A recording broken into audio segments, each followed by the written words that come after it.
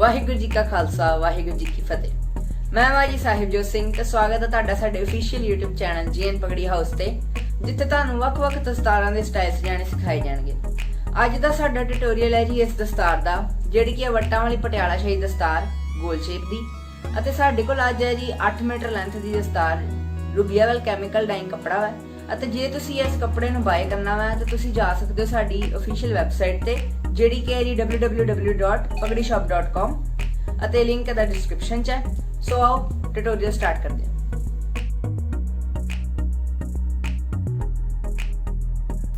ਪਹਿਲੇ ਪੱਲੇ ਨੂੰ ਲਗਾਉਣ ਤੋਂ ਪਹਿਲਾਂ ਅਸੀਂ ਇਸ ਪੱਲੇ ਨੂੰ ਤਿਆਰ ਕਰਾਂਗੇ ਅਤੇ ਫਿਰ ਇਸ ਪੱਲੇ ਨੂੰ ਸਿਰ ਦੇ ਸੈਂਟਰ 'ਚ ਲੈ ਕੇ ਆਵਾਂਗੇ।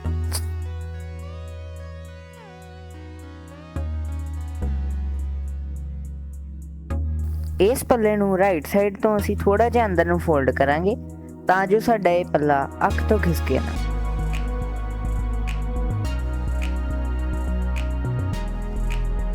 ਹਰ ਇੱਕ ਪੱਲੇ ਨੂੰ ਲਗਾਉਣ ਸਮੇਂ ਸਾਨੂੰ ਘੁੰਮਣਾ ਬਹੁਤ ਜ਼ਰੂਰੀ ਹੈ।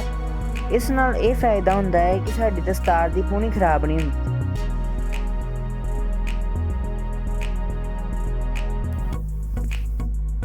ਵੱਟ ਪਾਉਣ ਵਾਸਤੇ ਅਸੀਂ ਪੱਲੇ ਨੂੰ ਪੂਰਾ ਖੋਲ ਲਾਂਗੇ ਇਸ ਤਰੀਕੇ ਨਾਲ, ਅਤੇ ਫਿਰ ਇੱਕ ਇੱਕ ਕਰਕੇ ਪੱਲੇ ਨੂੰ ਇਕੱਠਾ ਕਰਨਾ ਸ਼ੁਰੂ ਕਰਾਂਗੇ ਅਤੇ ਉਹਨਾਂ ਦੇ ਵੱਟ ਬਣਾਵਾਂਗੇ।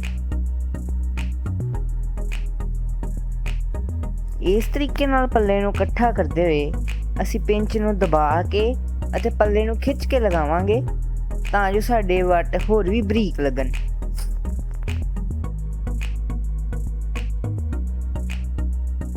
ਤੀਸਰੇ ਪੱਲੇ ਨੂੰ ਲਗਾਉਣ ਵਾਸਤੇ ਅਸੀਂ ਪਹਿਲਾਂ ਪੱਲੇ ਨੂੰ ਤਿਆਰ ਕਰਾਂਗੇ ਅਤੇ ਖਿੱਚ ਕੇ ਉੱਪਰਲੇ ਪਾਸਿਓਂ ਦੂਸਰੇ ਪੱਲੇ ਦੇ ਨੇੜੇ ਹੀ ਲਗਾਵਾਂਗੇ।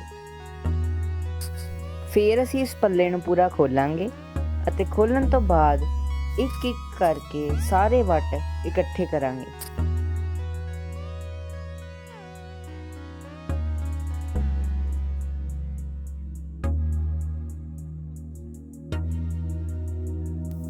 ਪਿੰਚ ਨੂੰ ਅਸੀਂ ਉਸੇ ਤਰੀਕੇ ਨਾਲ ਦਬਾ ਕੇ ਲਗਾਵਾਂਗੇ ਅਤੇ ਪੱਲੇ ਨੂੰ ਖਿੱਚ ਕੇ ਲਗਾਵਾਂਗੇ ਤਾਂ ਜੋ ਸਾਡੇ ਵੱਟ ਹੋਰ ਵੀ ਬਰੀਕ ਆਣ।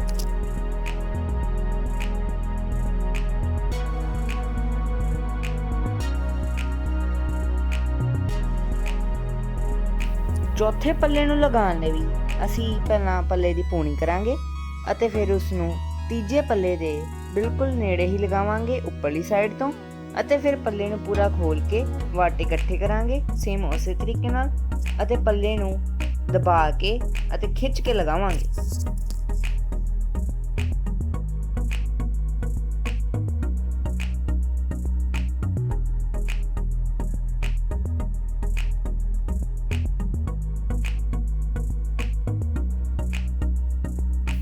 ਪੰਜਵਾਂ ਪੱਲਾ ਲਗਾਉਣ ਲਈ ਵੀ ਪਹਿਲਾਂ ਅਸੀਂ ਪੱਲੇ ਨੂੰ ਤਿਆਰ ਕਰਾਂਗੇ ਅਤੇ ਸੇਮ ਤਰੀਕੇ ਨਾਲ ਵੱਟ ਪਾ ਕੇ ਅਤੇ ਪੱਲੇ ਨੂੰ ਖਿੱਚ ਕੇ ਲਗਾਵਾਂਗੇ।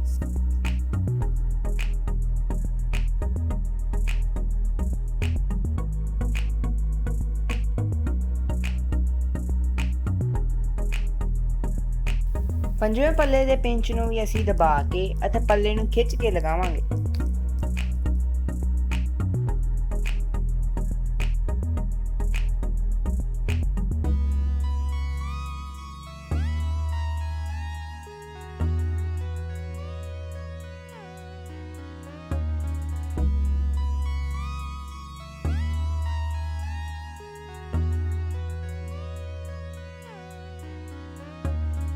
ਛੇਵੇਂ ਪੱਲੇ ਨੂੰ ਵੀ ਲਗਾਉਣ ਤੋਂ ਪਹਿਲਾਂ ਅਸੀਂ ਪੱਲੇ ਨੂੰ ਤਿਆਰ ਕਰਾਂਗੇ ਅਤੇ ਫਿਰ ਪੱਲੇ ਨੂੰ ਸਾਫ਼ ਕਰਕੇ ਅਤੇ ਖਿੱਚ ਕੇ ਲਗਾਵਾਂਗੇ। ਛੇਵਾਂ ਪੱਲਾ ਅਸੀਂ ਪਲੇਨ ਹੀ ਰੱਖਾਂਗੇ। ਇਸ ਤਰੀਕੇ ਨਾਲ ਪਿੰਚ ਲਗਾਉਂਦੇ ਹੋਏ ਪੱਲੇ ਨੂੰ ਖਿੱਚ ਕੇ ਅਤੇ ਸਾਫ਼ ਕਰਕੇ ਲਗਾਵਾਂਗੇ।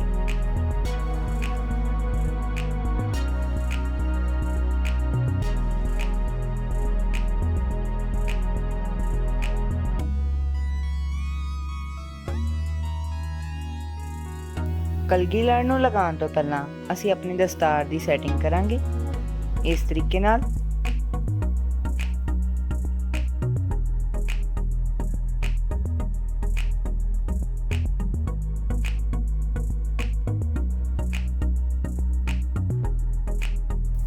ਹੁਣ ਅਸੀਂ ਹੱਥ ਦੇ ਨਾਲ ਹੀ ਆਪਣੀ ਦਸਤਾਰ ਦੇ ਸਾਰੇ ਵੱਟ ਸੈੱਟ ਕਰਾਂਗੇ ਇਸ ਤਰੀਕੇ ਨਾਲ। ਕਲਗੀ ਲੜ ਨੂੰ ਲਗਾਉਣ ਲਈ ਅਸੀਂ ਲੜ ਨੂੰ ਪੂਰਾ ਖੋਲਾਂਗੇ ਅਤੇ ਇਸ ਤਰੀਕੇ ਨਾਲ ਸਾਫ਼ ਕਰਦੇ ਹੋਏ ਲੜ ਨੂੰ ਖਿੱਚ ਕੇ ਲਗਾਵਾਂਗੇ।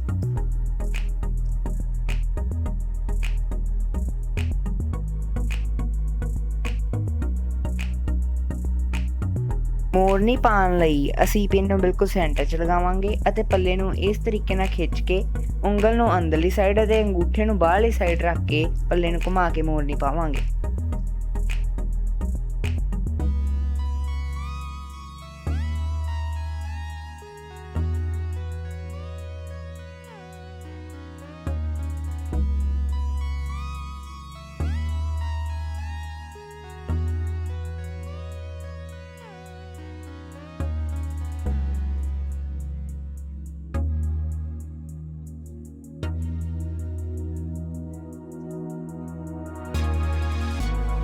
ਹੁਣ ਅਸੀਂ ਆਪਣੀ ਪੂਰੀ ਦਸਤਾਰ ਨੂੰ ਸਾਫ਼ ਕਰਾਂਗੇ।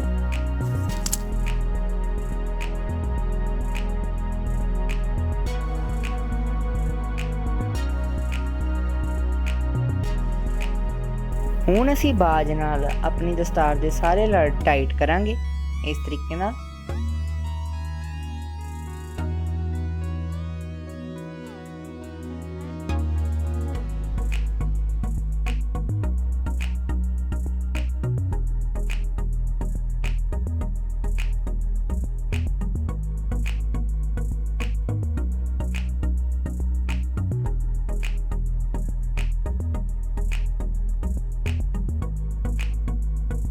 ਉੱਪਰੋਂ ਸਿਰ ਨੂੰ ਕਵਰ ਕਰਨ ਲਈ ਅਸੀਂ ਪੱਲੇ ਨੂੰ ਬਾਹਰ ਖਿੱਚਾਂਗੇ ਅਤੇ ਪੱਲੇ ਨੂੰ ਪੂਰਾ ਖੋਲਾਂਗੇ।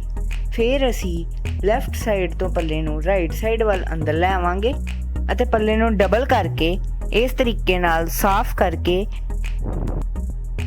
ਦੋਨੋਂ ਸਾਈਡਾਂ ਤੋਂ ਹੱਥ ਨਾਲ ਹੀ ਪੱਲੇ ਨੂੰ ਵਿੱਚ ਕਰਾਂਗੇ।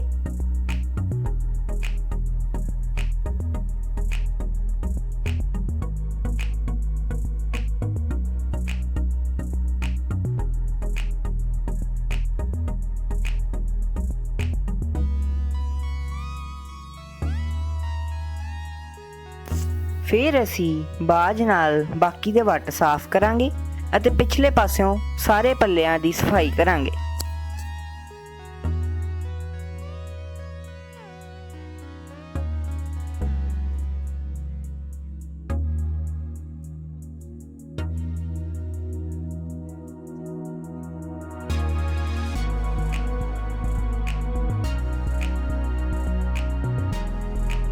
ਇਸ ਪੱਲੇ ਨੂੰ ਲਗਾਉਣ ਲਈ ਅਸੀਂ ਪੂਰਾ ਖੋਲ ਲਾਂਗੇ ਅਤੇ ਫਿਰ ਦੋਨੋਂ ਸਾਈਡਾਂ ਤੋਂ ਥੋੜਾ ਥੋੜਾ ਅੰਦਰ ਨੂੰ ਫੋਲਡ ਕਰਕੇ ਪੂਰਾ ਖਿੱਚ ਕੇ ਇਸ ਪੱਲੇ ਨੂੰ ਲਗਾਵਾਂਗੇ।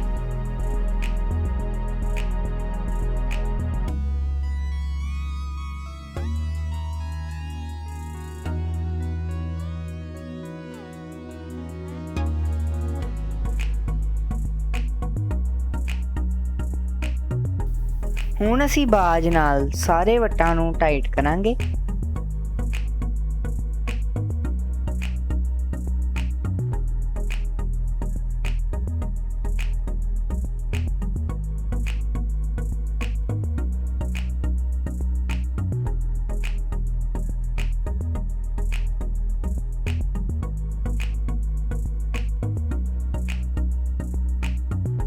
ਸੋ ਇਹਦੇ ਨਾਲ ਹੀ ਸਾਡੀ ਵੱਟਾਂ ਵਾਲੀ ਗੋਲ ਸ਼ੇਪ ਦੀ ਪਟਿਆਲਾ ਸ਼ਾਹੀ ਦਸਤਾਰ ਤਿਆਰ ਹੈ। ਸੋ ਇਹ ਸੀ ਜੀ ਸਾਡਾ ਅੱਜ ਦਾ ਟਿਊਟੋਰੀਅਲ। ਜੇ ਤੁਹਾਨੂੰ ਸਾਡੀ ਇਹ ਵੀਡੀਓ ਚੰਗੀ ਲੱਗੀ ਹੋਵੇ ਤਾਂ ਲਾਈਕ ਤੇ ਸ਼ੇਅਰ ਕਰਨਾ ਨਾ ਭੁੱਲਣਾ ਅਤੇ ਸਾਡੇ ਚੈਨਲ ਤੋਂ ਆਉਣ ਵਾਲੀਆਂ ਵੀਡੀਓਜ਼ ਨੂੰ ਸਭ ਤੋਂ ਪਹਿਲਾਂ ਦੇਖਣ ਲਈ ਸਬਸਕ੍ਰਾਈਬ ਕਰ ਲਓ ਅਤੇ ਬੈਲ ਆਈਕਨ ਨੂੰ ਪ੍ਰੈਸ ਕਰਨਾ ਨਾ ਭੁੱਲਣਾ। ਵਾਹਿਗੁਰੂ ਜੀ ਕਾ ਖਾਲਸਾ, ਵਾਹਿਗੁਰੂ ਜੀ ਕੀ ਫਤਿਹ।